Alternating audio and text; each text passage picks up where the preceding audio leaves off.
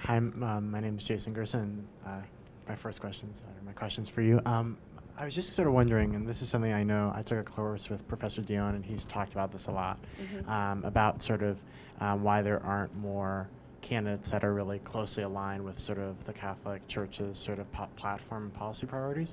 It just strikes me as funny because you see so many. I think today you can turn on TV and you'll hear people say, America's a socially liberal and fiscally conservative country, and that's where the middle is. And you see lots of third-party libertarian candidates and stuff like that. Why don't you see third-party sort of candidates that kind of advocate for philosophy that is against the two parties, but more in line with Catholic social teaching? Well, I think a lot of times people really bring their politics to their faith rather than bringing their faith to their politics. And I think that's just a little bit of the nature of where our society is right now, very polarized. There certainly are some candidates who've done that. And just to use as an example, because I think it's an excellent question, why don't people say, we look at what I just passed out, and you look at that card there on Catholic social teaching principles, and you might read through the first few of them and go, oh, okay, now I know what party. Well, wait a minute, then I'll read the next few. Well, maybe I should be in this party. And so I feel like Catholics really living out that our faith in the public square, you're really politically homeless. And there's all kinds of reasons why the parties have gotten so polarized and have the platforms the way that they do. But politics is about, the art of the possible, right? And it's about power. And so just as an example, I alluded to this earlier about talking about healthcare reform. And during the healthcare reform debate, the Catholic bishops were at the center of that. We were, the night before the vote in the House in November 2009, we sat around a table about twice as big in the Speaker's office. At 5 o'clock on a Friday night, they'd already called for the vote on Saturday, which is highly unusual for Congress to be on a Saturday night for a vote. Even Congress doesn't like working weekends. And the people who were around that table, along with us and the Catholic bishops and conference and staff, were the pro-life Democrats.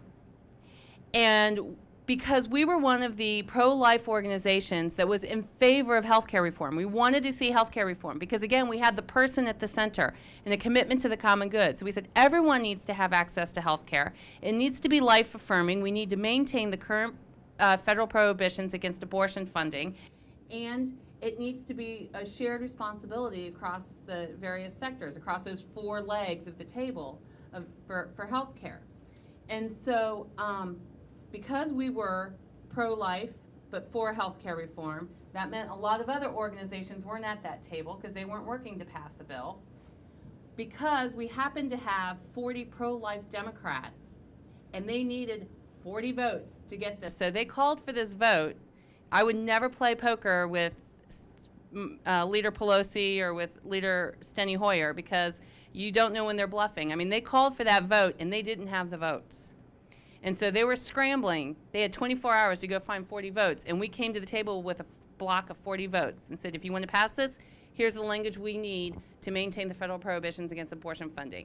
So aside from getting the right thing done for the right reasons, sometimes I'm okay with getting the right thing done for the wrong reasons. And that was just pure political power. So it's an interesting question. It's like, why don't people cross over more? Because they would be more influential, they could get more done, and they would be more aligned with their values and faith.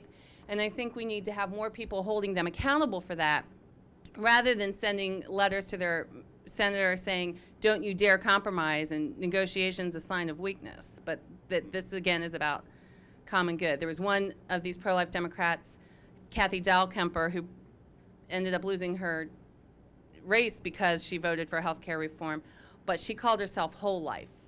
And she was really committed to that full Catholic social teaching agenda.